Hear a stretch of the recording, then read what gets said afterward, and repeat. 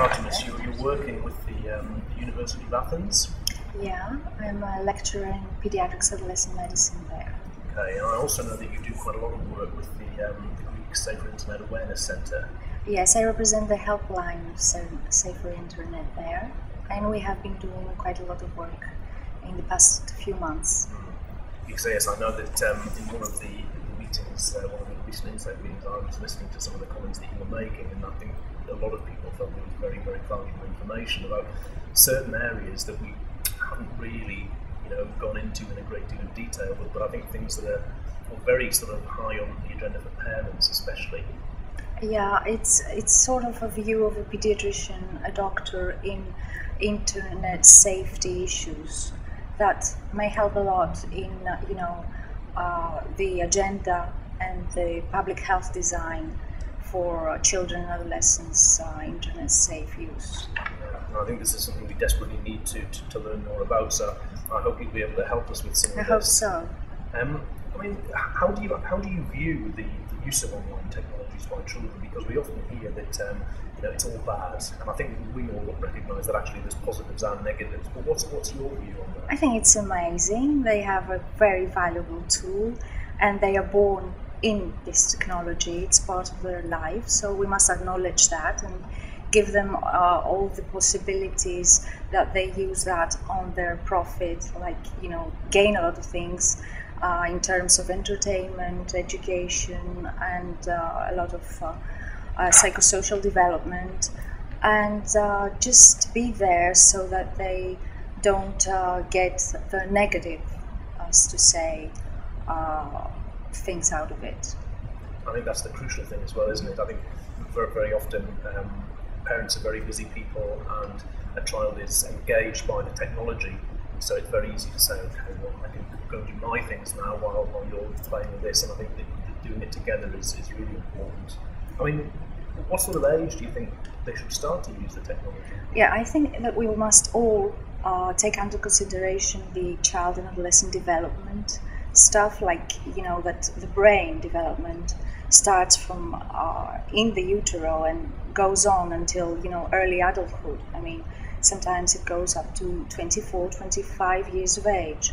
So brain development is a very crucial thing to understand, because children and adolescents and young adults are not adults in small sizes, but they're totally different in the way they think.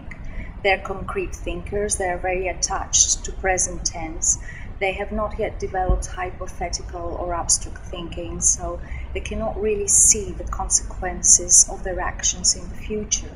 And that's been there forever. There have been ancient writings about that, and it's a sort of difficult age, especially adolescence, as you know. And so this is the kind that things are, they experiment a lot, they take risks.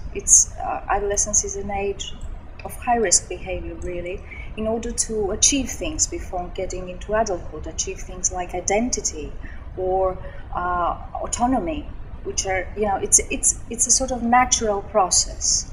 But taking all this under consideration, and also social factors of today, like you mentioned, the overoccupation of parents, the sort of societies are built with very small families in great societies, no communication between the members of the society, and also not much possibility for physical activity.